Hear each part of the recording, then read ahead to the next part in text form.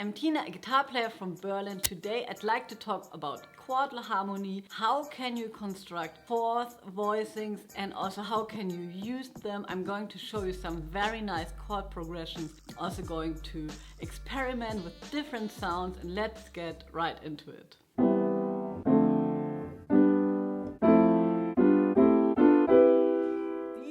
Our chords, how we know them most of the times, they're stacked up in thirds. If you want to play them on the guitar, many people use drop 2 voicings. They're easier to play. I'm playing drop 2 voicings here.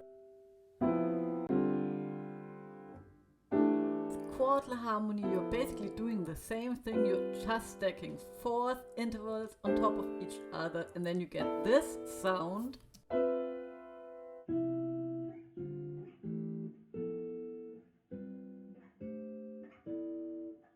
Funny to me is, in this case, you could play the exact piano voicings on the guitar. I would also urge you to make your own analysis of these chords. The lowest note would be your root, and just check out with what kind of chords you would come up and which chord symbols you would use to describe these chords.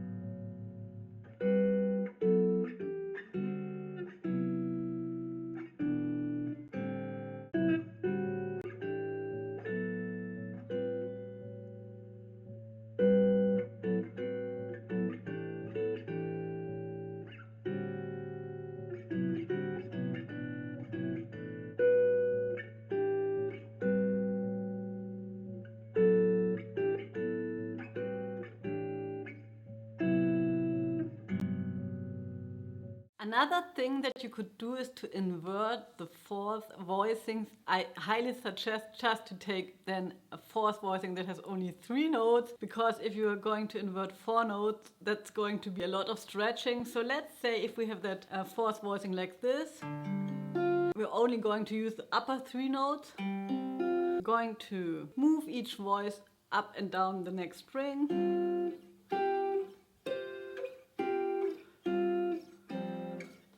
And one thing that I want to point out is that those fourth voicings are also very closely connected to sus voicings, which is great. So if you look at this chord, you could play a G in the bass, and then it would just be like a G7 sus4 sound chord. Also, if you invert those voicings, you're getting that cluster sound with the interval of a second.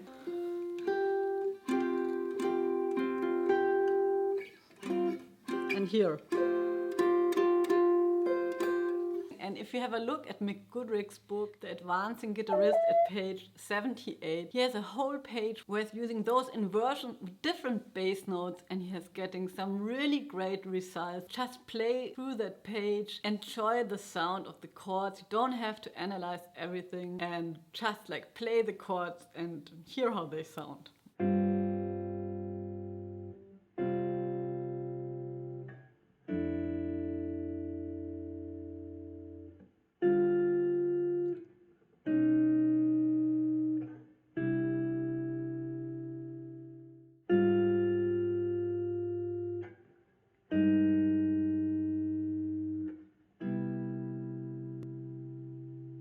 So if you want to create a more modern sound when you're comping, it seems to be a good idea to use a lot of those quartal voicings. And I'm going to show you some examples from the Bret Wilmott book. He has examples for 2-5-1 progressions, and he has some very nice samples for parallel motion. So let's start with the 2-5-1.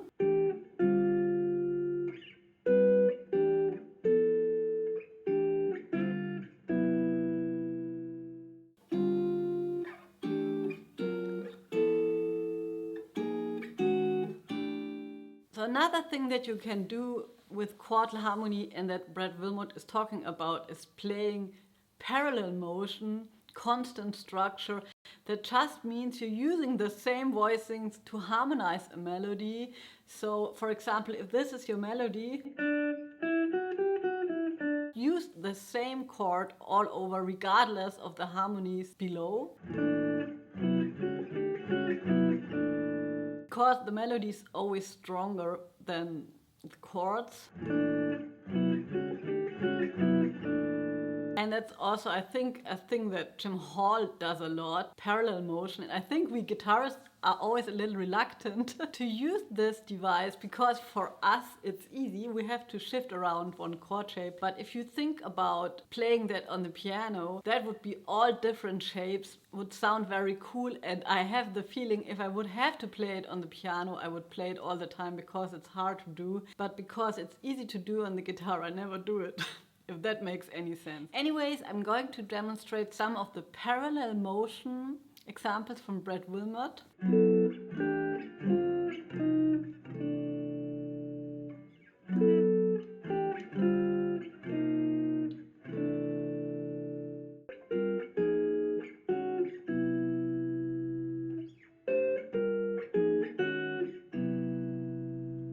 A last one in minor thirds.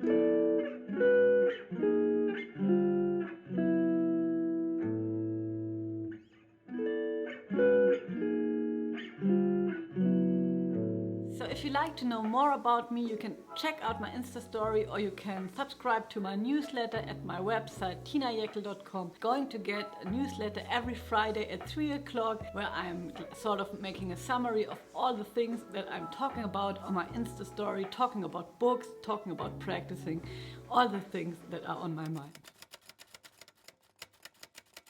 I would try to apply this, for example, if I'm ending a song, that could be like the end of a song, and that's where it would be the place where I would first try out to play that because I couldn't do so much harm, probably, don't know.